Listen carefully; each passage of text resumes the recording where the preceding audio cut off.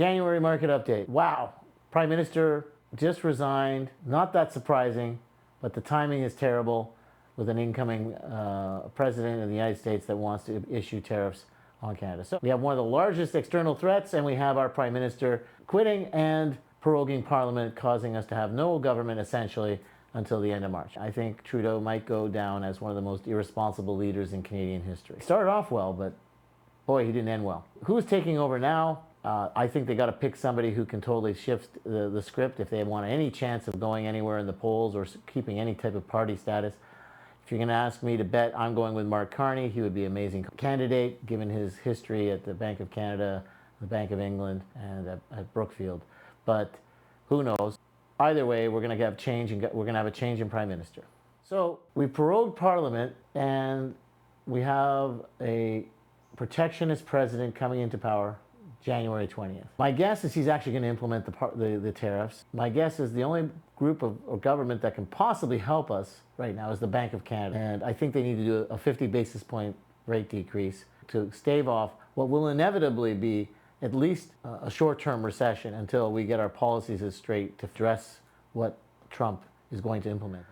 I think our short term is very challenged, the threat of Trump coming into power and implementing tariffs, while we have no government, because we were prorogued until end of March. We're likely going to have a non-confidence vote after that once Parliament comes back in. So we'll have a new leader, then we'll have a non-confidence vote, then we're going to probably have an election. That puts us out till June. We're going to have a lot of change really quickly in the Canadian political scene. The good news is that political change is likely to be the Conservative government under Pierre Poilievre. His policies are very pro-business. They're going to be pro-affordability, getting rid of red tape, reducing government, keeping inflation low. So we're going to see interest rates, I'm guessing, at least the short-term rates, 100 basis points lower than today at some point before the end of this year.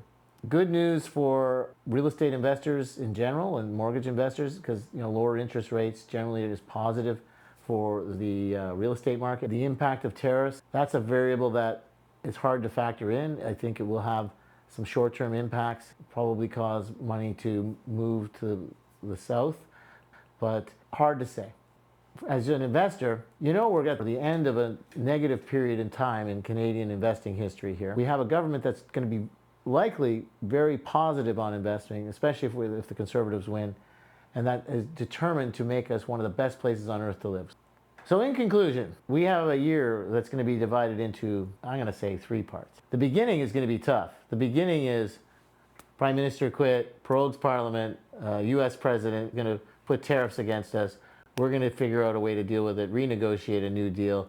It seems like a negotiating ploy. I believe we're going to come up with a win-win strategy for Canada and the United States eventually.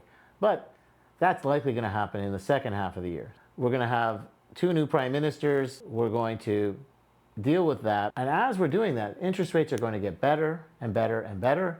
And I believe once we're through this unsettled time at the beginning of the year, or first half of the year, we're going to start to see recovery. And I think it's going to be super positive. Again, I believe the Conservative platform is incredibly expansionary, common sense for business people, and it seems that they have unbelievable support of the Canadian people at this moment in time. That holds well for us investors in the real estate industry. So don't be afraid, keep investing. We're going to thrive at the end of 25.